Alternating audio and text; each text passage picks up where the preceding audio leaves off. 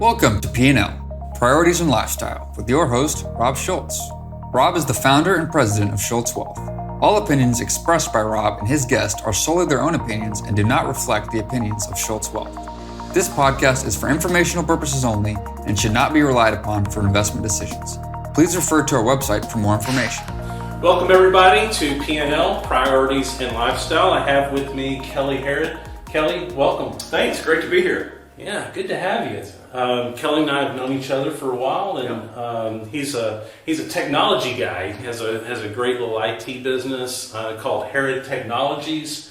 Been running that thing for how long now? Right at just over 20 years actually, as of last September. So you getting the hang of it? I think we're getting there. Okay. I think we have a good feel for it now. Just now. That's awesome. And small, mid-sized businesses is kind of your niche? It is, yep. Small to mid-sized businesses, typically anywhere from 20 users to 100. That's our niche. We have a few that are a little larger, a few that are a little smaller, but most in that range. Okay. And spend some time playing tennis, watching some hockey, Yep. chasing after grandkids. All of that, yeah. I grew up playing tennis, played a little in college, a little small school tennis, so I still enjoy that. We're a big hockey family. We have Stars season tickets, so do quite a bit of that. And then, we have 3 granddaughters, chase them around as much as I can. Yeah, that's great. Well, Kelly, I kind of wanted to have you on because you've grown your business from nothing to something. Like I think a lot of the people that listen to this podcast.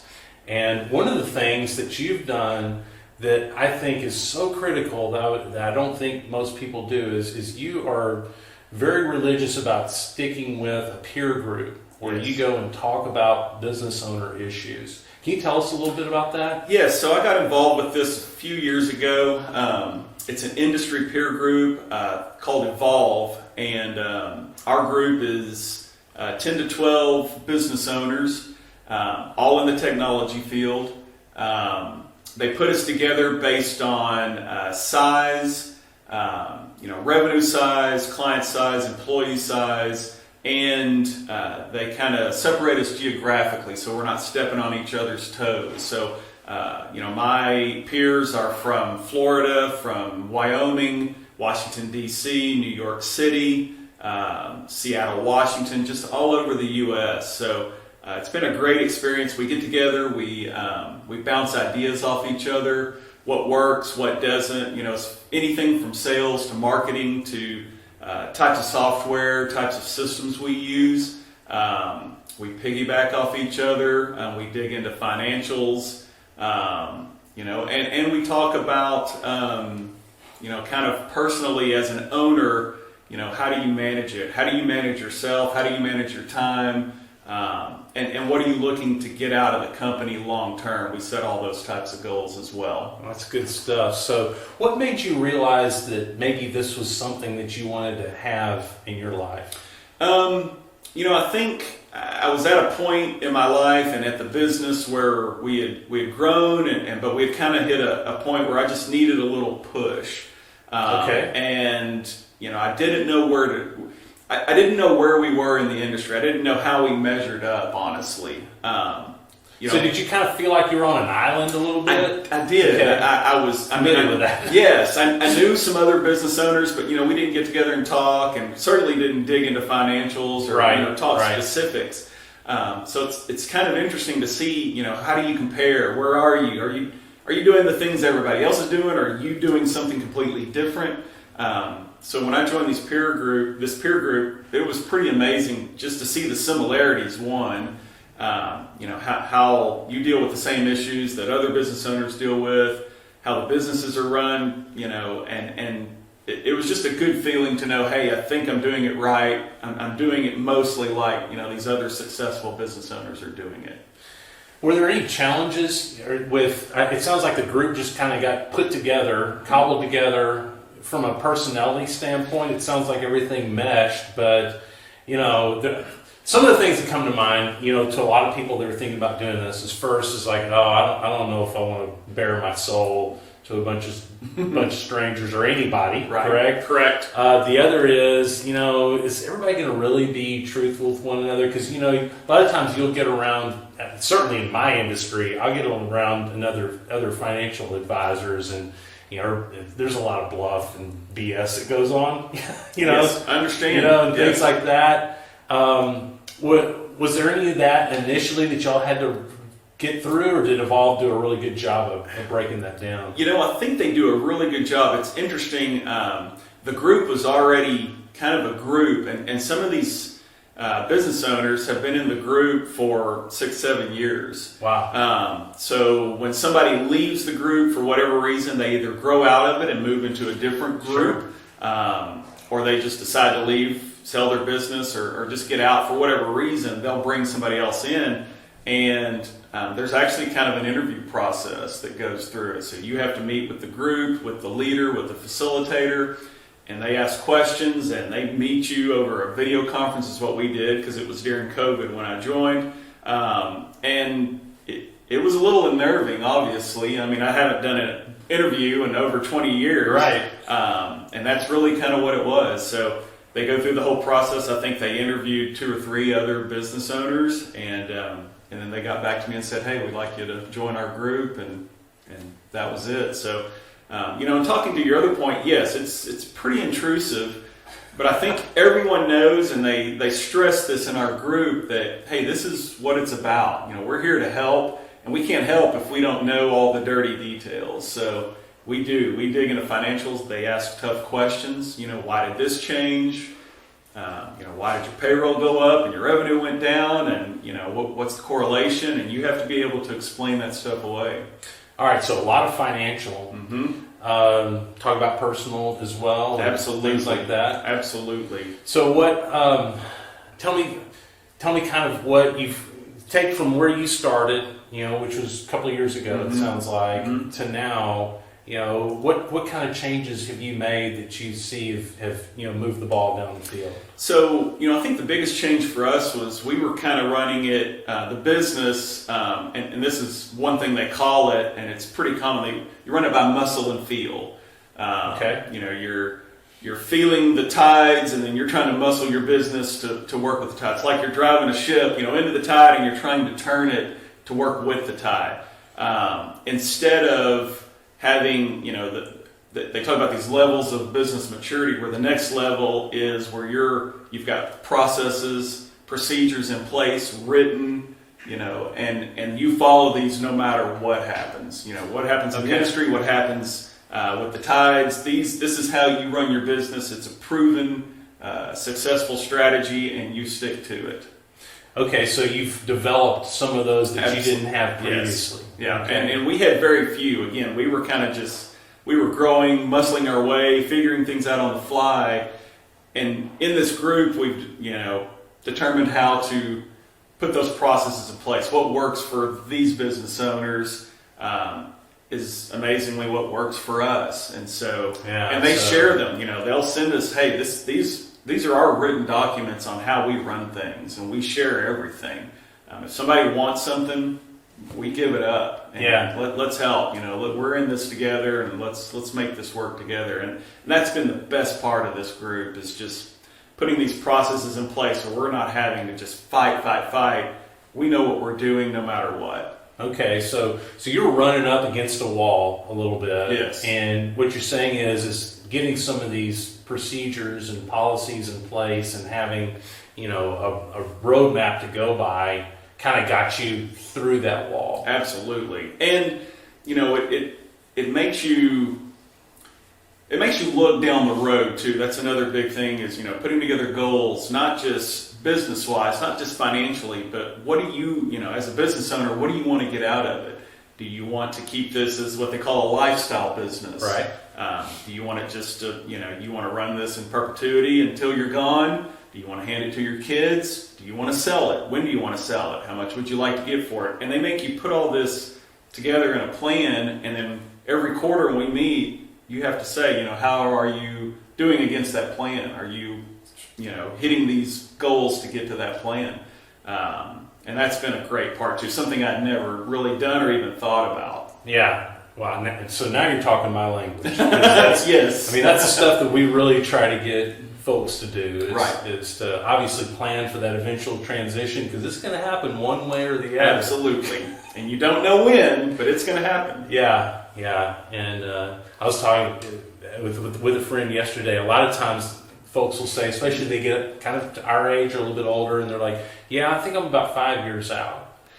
And then you ask them the next year, yeah, I think I'm 5 years out.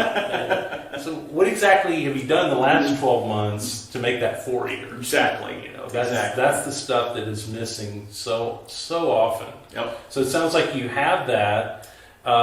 Interesting. I want to talk about this because I think at the same time that you were probably going through all this, you got an offer for your business. I did. It was kind of out of the blue. I'd never had anybody approach me about buying. We had a client. They were being bought out by a larger company.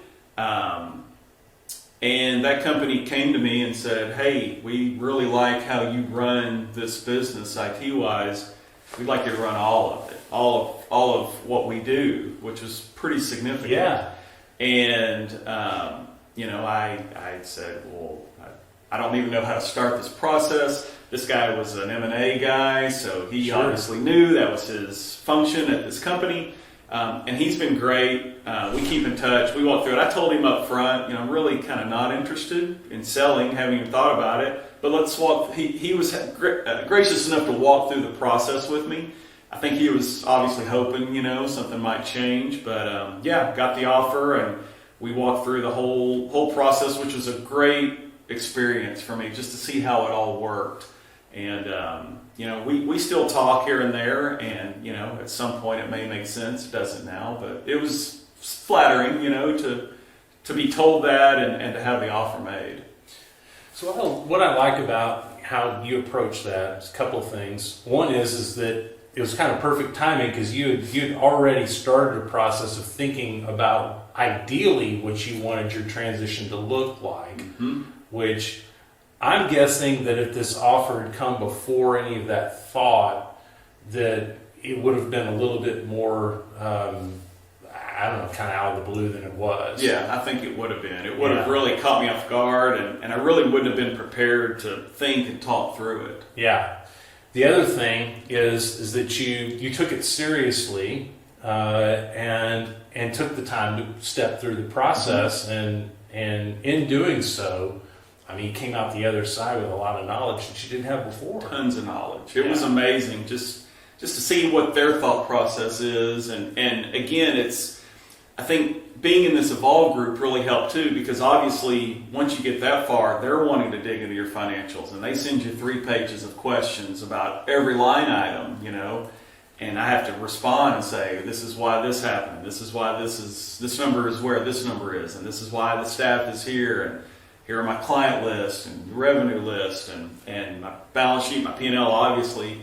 But again, here's our employee handbook. Here's our processes, which 3 years ago I wouldn't have been able to hand the guy. He would have been at that point. I'm out. Yeah. So you were able to basically portray the business in a very positive manner because of a lot of this work that you had just done. Correct. How fortuitous. Yes, it was very nice. It makes things much easier when you don't have to scramble and put them all together. Yeah, and now to keep all that kind of going. Yep, absolutely. Okay. Yep. Now, we're coming out of COVID, cross our fingers, it feels like it. Yes. Get to get on an airplane here in a couple of weeks. Me and too. Put a mask so on. excited. I don't know how I'm so excited about that. I am too. And it's silly. I know. But it's the little things. It's just the little things. Yeah, I just hate putting that mask on. Too. Being here in North Texas, it's the only time I have to do it. I know. It's crazy. So we're kind of coming out, but man, this has been... certainly this is going to affect all of us for the rest of our careers and lives. It's been a significant impact, both personally as well as in our businesses. How did COVID affect you? Well, so interestingly enough, from a business standpoint, COVID was great for us. That's a lot of people. So tell me what happened that was so great. So the funny thing is about COVID, we're making a big push to have all our clients move their data, their operations up to the cloud. You hear about the cloud. It's cloud this, cloud that. Nobody really knows what it is. That's what we step in. But we've been pushing this for a few years, and we have a few clients here and there that have taken the step, and it's been great. But we're pushing this out to a lot of clients pre-COVID. And the nice thing about being in the cloud is you can work from anywhere. Your data is not in your office. It's in the cloud. You can get to it from home. You can get to it from the office. You can get to it from a hotel, from your phone, from your iPad. It doesn't matter. It's accessible all the time, anywhere you are. And so we had all these projects, proposals out for clients to say, hey, we want to do this. And all of our clients were like, yeah, sounds great. We're going to do it at some point. We're just not ready. And then COVID hit and everybody went home. And all those clients called us and said, hey, remember that cloud thing? We want to do it. And can you have it up by this weekend? And it's a 5-month project. Okay, it's not a weekend project. So that sounds great from a new business standpoint. Absolutely. Also sounds horrible. It was a little stressful. We threw about 20 projects on the books to go to cloud. Oh my gosh. We were trying to hire cloud experts, trying to find those people. And, we've still got a couple of clients that are still from that original project board that we're still trying to, migrate up. Not because of us, because of them, trying to get everything done. But, it just exploded. The cloud business exploded on us. And it's been great. We've been able to take it and run with it. Back to the peer group. That's one thing we're kind of the expert in that cloud space. Really? Okay. We are the expert in our peer group, and in fact, we even have we've had separate meetings where we've done cloud presentations for our peer group, video calls to walk through it, show them how we set it up, how we price it, best practices. Anything you want to know about it, we are pretty much the experts on it, and it's been great. We've even set up cloud services for some of those peer group businesses that don't want to get into that, but some of their clients did. We've helped them get it set up and running, so pretty amazing. So these 20 projects, how on earth how did you get that done? Because you weren't scaled for that. We weren't scaled for that. And it was tough. I mean, we were just kind of, we had a few small clients in the cloud, so we were still kind of learning it too as we went. What worked, what didn't, how to price it. So it was a little scary. We kind of got lucky in that we have one really good client up in Plano, architect firm, good size. They've been a client forever, and they said, look, we want to do this. And we'll be your guinea pig to test it. We'll do whatever you need. We'll help subsidize it because it was going to be expensive. We didn't charge them all for it, but they jumped in both feet, and we dug in with them, and they were our guinea pig, and they were great. And we got them up and running in about a month while we were doing some of the other smaller clients we knew how to do, and we tested everything with them. And the amazing thing is, them being an architect firm, they have some pretty high-end requirements for 3D modeling, CAD drawings, engineering type stuff. It doesn't seem like that stuff works so well in a cloud environment. You would think not, and it will. It is expensive because in the cloud you have to beef up the cloud machines, the graphics cards. It's all pretty intense, and the more power equals more cost.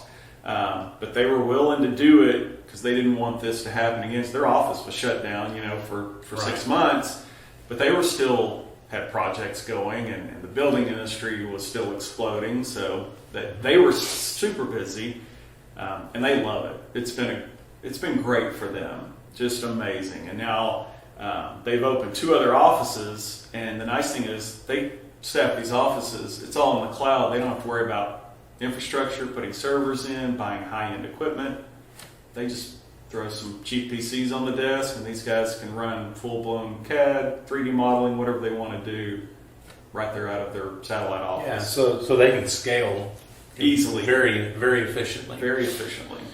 Did you have a problem finding the techs to get this done? Because at the same time all this was going on, all of a sudden these checks are falling out of the sky, Yep. and it's almost impossible to hire somebody. It was. How did you get the techs that you needed? So we had a couple of guys on staff that were already kind of integrated in, and they understood it. They just hadn't done it very much. Okay. So they didn't have the experience. They had the knowledge. They just didn't have the experience. So those two guys really dug in.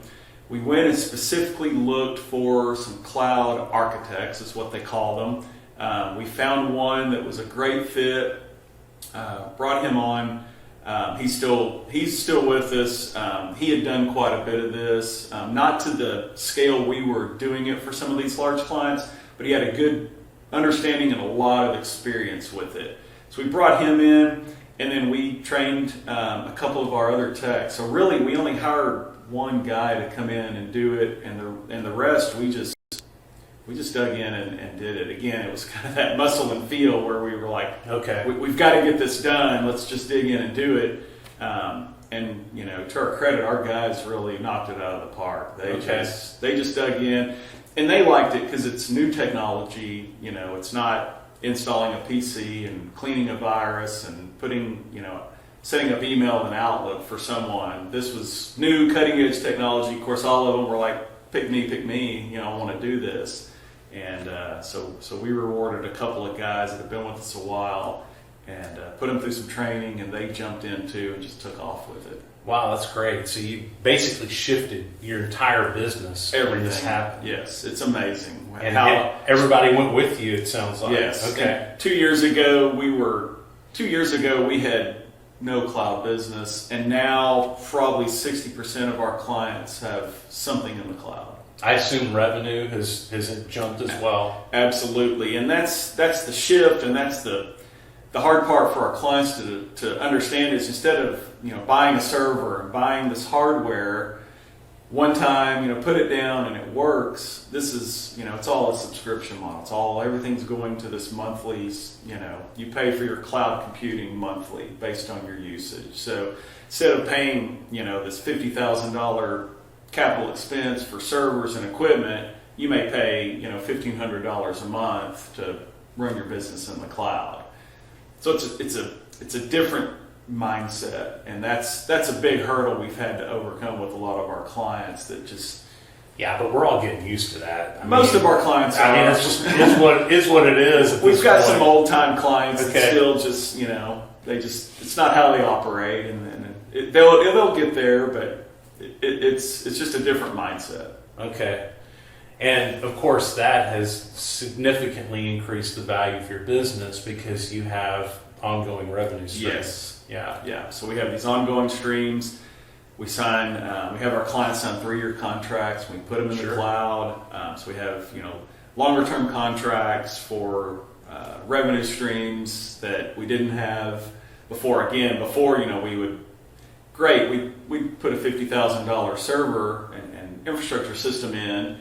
One time lump sum we would get, but this is much better. We'd much rather have that recurring revenue, that stream. We know what it's going to be, it's a lot more streamlined. It's a much stronger business. Absolutely, with a very much higher valuation to it for that eventual transition. And the nice thing too is with the cloud, and as far as our business is concerned, any other IT group could come in and take over a local server that somebody has in their office. But a lot of these IT firms our size they're not experts in this cloud field yet. Yeah. So coming in, even if a client was shopping IT, these other IT companies come in and look at it and go, "Oh, you're all in the cloud. We can't. We don't know how to do that." That's great. So you're coming at the client from a completely different direction, and your competition's still trying to get there. And we're kind of locking it in, and not that we're trying to strong arm clients to do that, but it's nice from our side that we're the experts, and they know they can't just go to anyone else. Okay. So you've ramped this up.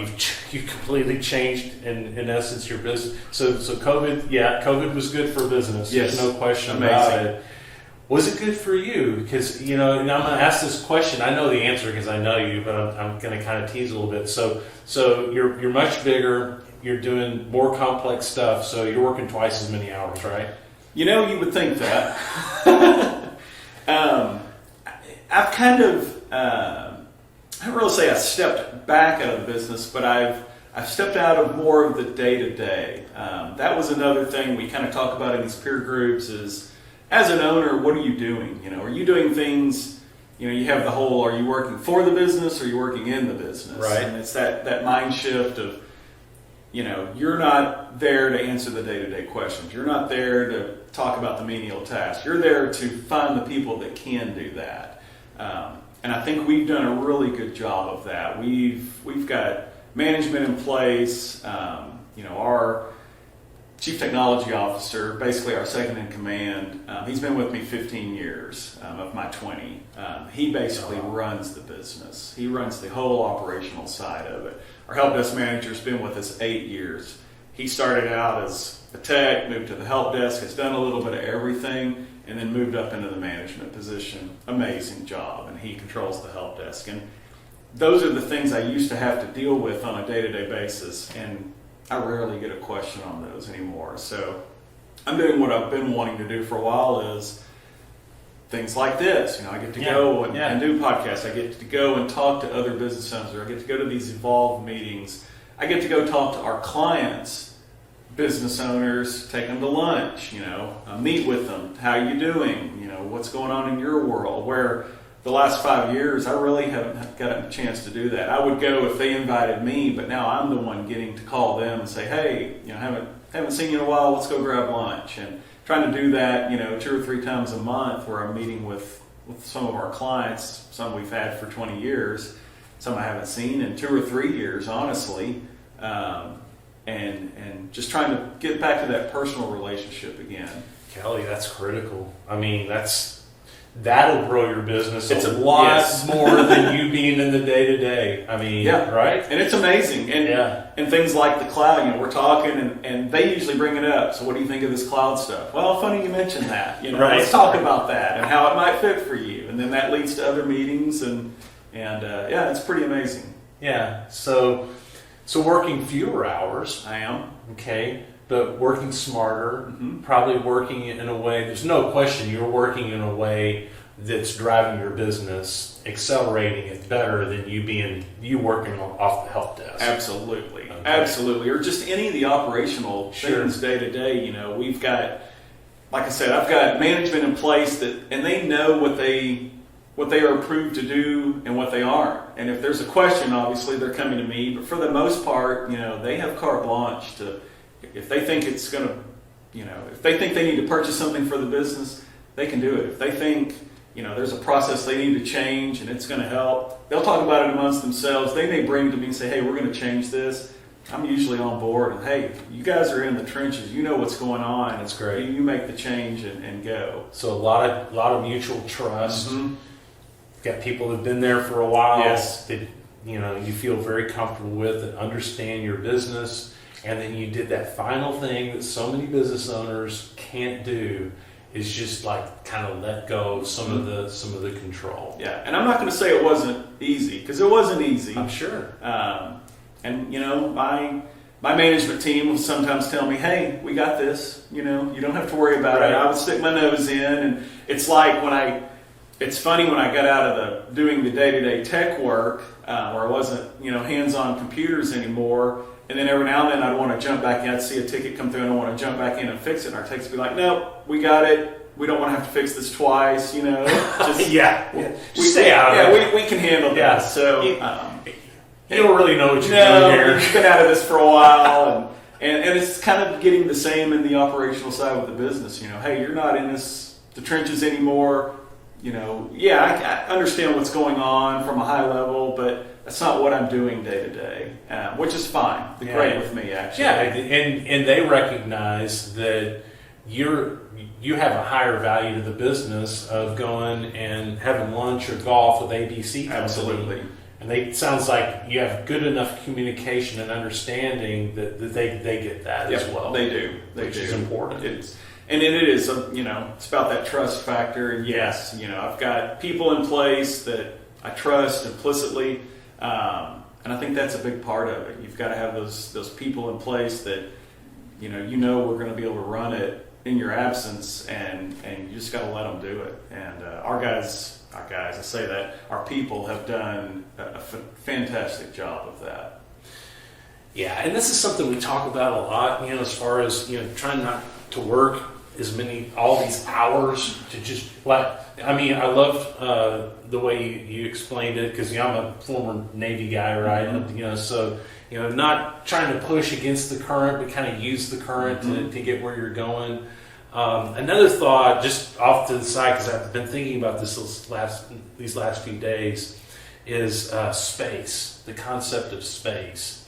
And as a business owner myself, we're like really busy right now, and I'm just trying to find space. And then when I find it, some amazing things happen. It's like, oh, wait, I don't have any fires, and so I can kind of think proactively about what it is I can be doing, like in this moment, to drive my business. Well, I have 3 or 4 phone calls I can make that can have a huge, huge impact in what happens going forward, right? Absolutely. Yeah. And I found that too, that, in the past, yes, I would be looking, it's almost like I was looking for the fires to have something to do. Like, just running through my email. What do I need to do? What's in here? What's next? What's on my list? Check this off. What's next? Check this off. And now you're right, and it takes a while to get used to that, and that, no, I still see the emails from time to time, and I'm like, nope, I'm going to let that go. I know those are going to get taken care of. What can I do to work, in helping the business grow? And yes, here I am. I'll hop on LinkedIn. What are my clients talking about? What can I comment on? Who are they talking to that I can look at and say, hey, that may be a good fit. Let me reach out to this client and say, hey, do you know these guys? Let's talk to them. And yes, make a phone call and shoot an email off just to, hey, how you doing? Haven't seen you in a while. Let's grab lunch. Sit down and write something. Absolutely. And, plan and all that stuff. You got to have space to be able to do it. Go back. Okay, you're gonna love this. Let's use a hockey analogy. Okay, great. I mean, because you think about it, in the offensive zone, it really is all about creating space. Yep. They move the puck, back up to the blue line and back down, and and you can tell when a team has that space and is able to do what they want to do with the puck. And, you can also tell when they don't have that space, when those defensemen are just like right in them, and they're trying to get done what they can get done. They can't do it, but then they get that space and they're able to make something happen. That's what we're looking for. Yeah, and it's funny you mentioned that. So my son grew up playing hockey, played college hockey, so we're kind of a hockey family.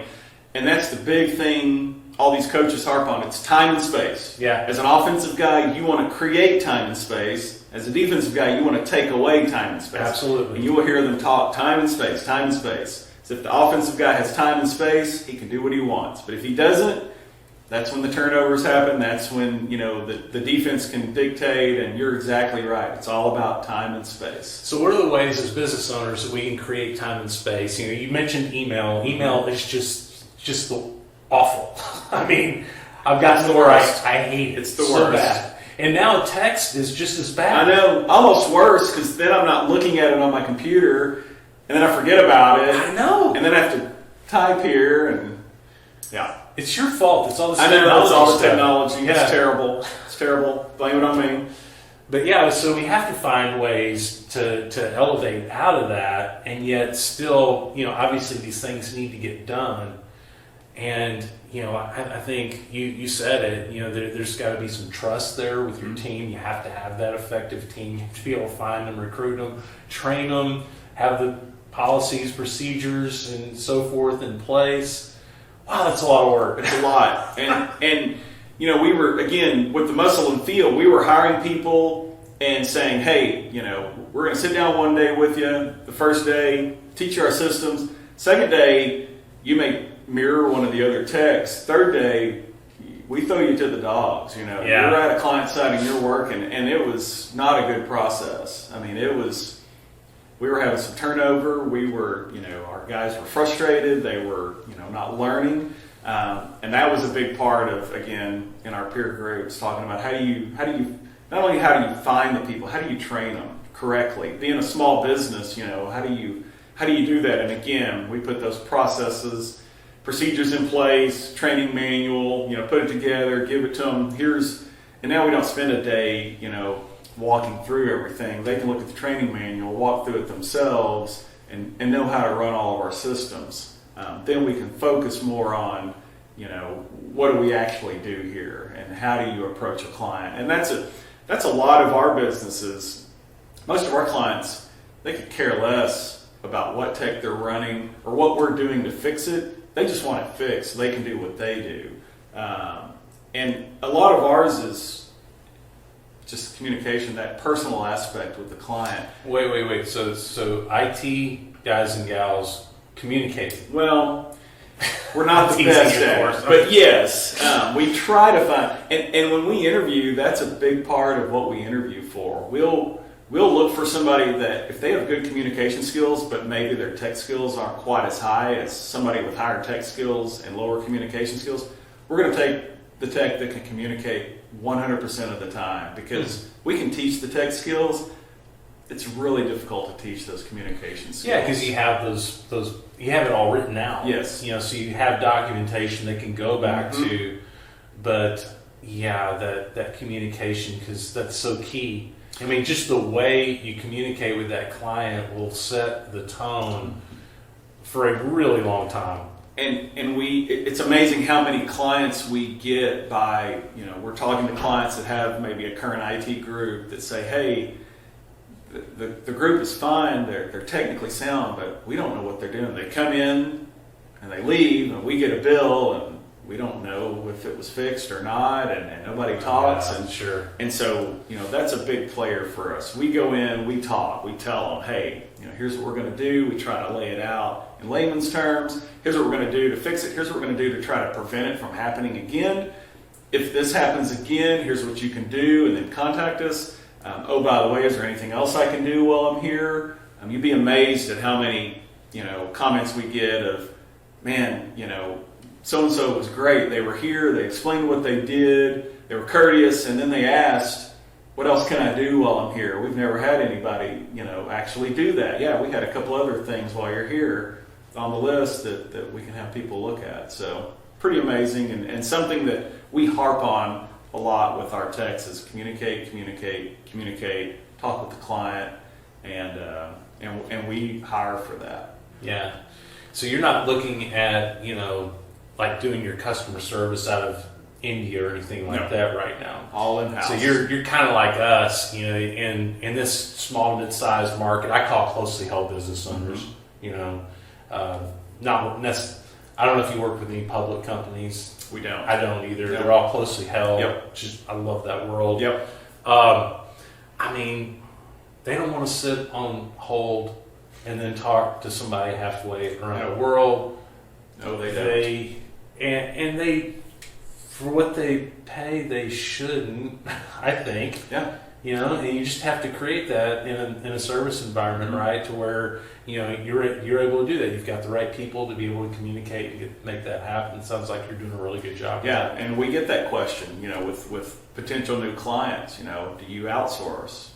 Are all your people in-house here in the U.S.? And yeah, we are. So because they've sat on hold for 3 hours, just like I have. Sure.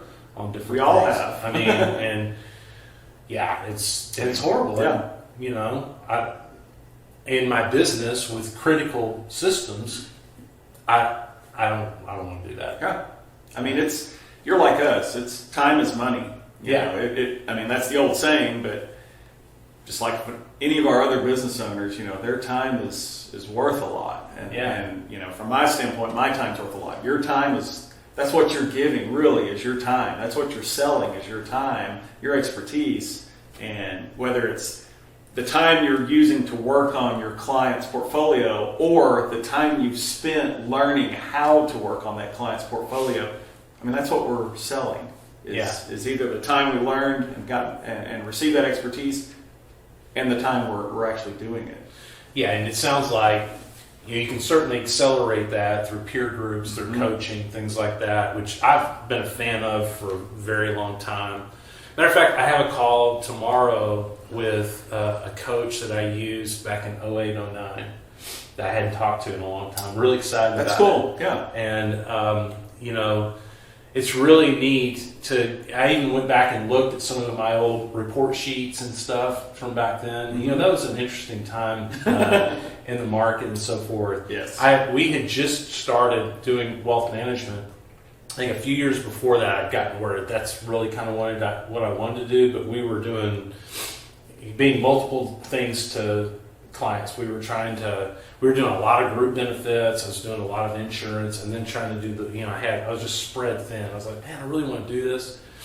And literally, I was in Chicago in this coaching call when Lehman went down. Wow. And everybody, so I'm with a bunch of financial advisors, and so all the phones started going off, and people were walking out, what's going on? Steve Moore, who was the senior coach, he was like, what's going on? And everybody's like leaving. And at one point he's like, look, this is important. If you're going to do this program, because this is the first one, that we're having, and if you're going to do this program, you need to be in here. And if not, you just need to leave.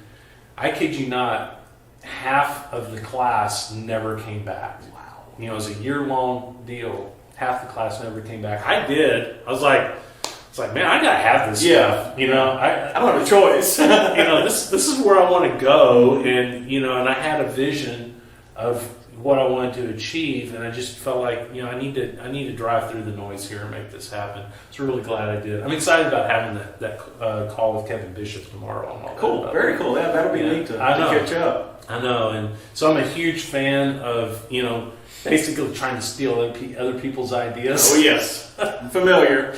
And sharing as well, absolutely. which you've done so well. It sounds like you've become a really critical member of them. I think they're probably glad they picked you. Yes, I hope they are. I think so. But yeah, it's been an amazing group. We all, everybody seems to just get along, and everybody meshes well together. And I've really enjoyed it. We go out and have fun, when we're together. We go out and have some dinners and some drinks. And we went, interestingly enough, we were in Orlando last year for one of our meetings, and they were having a rocket launch nice. down there at Cape Canaveral. And we had a group, and our peer group drove out to the Cape, and it was at like 11 o'clock at night. Oh, a night launch. Went out and drove out to the Cape, and went out on the jetty and took some beers and some snacks out there, and sat out there and watched the launch from across the Cape. And it's pretty cool. I've never seen, obviously, a rocket launch in person before, especially at night. It's powerful. It was amazing. Yeah. You can smell the fuel as it comes across the Cape, and even feel a little of the heat, and it's just amazing. Yeah, well, it sounds like a really good group. It sounds like you're having fun, Yep. doing what you need to do. So, important question. You think the Stars are going to hold on, get into the Stanley Cup? Man, it's a tough one. Last night was hard. It was a tough one last night. They beat and they beat a good team and tie a good team, and then lose to a couple of not so great teams, and that's just kind of how they are. I don't know, man. I hope so, but I do too. Man, it's getting down to the wire. They've got a home stretch here at the end. We talk about Luke. Luke is coming back, right? Let's get something. Oh yeah. There you go. Yeah. No, I'm hoping as well. I'm watching. Well, excellent. Well, thanks for being on. No, it's been my pleasure. Talking through all this hard stuff. Sounds like we all have things that we need to get done and accomplished to get our businesses where they need to be. Congratulations on doing so much hard work in these last 2 years and elevating your business to such an exciting level. Thank you so much. I appreciate it. Yeah, it's been great being here. I appreciate you having me. Yeah. Kelly, if somebody wants to get in touch with you and just maybe pick your brain on some different things, whether it's IT, whether it's peer group, whatever it may be, is there a way that they can get in contact with you? Absolutely. They can call me. My cell phone's always available, 214-202-0999. Email is Kelly, Kelly, at Herrod Tech, HerrodTech.com. Or you can hit our website. There's a way to contact me there, herrodtech.com as well there. Okay, great, Kelly. And we'll put that in the show notes as well for everybody, so you can get in contact with Kelly and get more information. Great guy to visit with. As you can tell, he loves to share and help. So take advantage of that if any of this sounds of interest to you. We appreciate everybody being on the show with us today and watching. Again, we put this out every other week. You can subscribe in your favorite way, and this thing will drop into your inbox, and you can take a look at all the great folks that we have on here to just help and share and get our businesses to the next level. Everybody have a great week. Take care.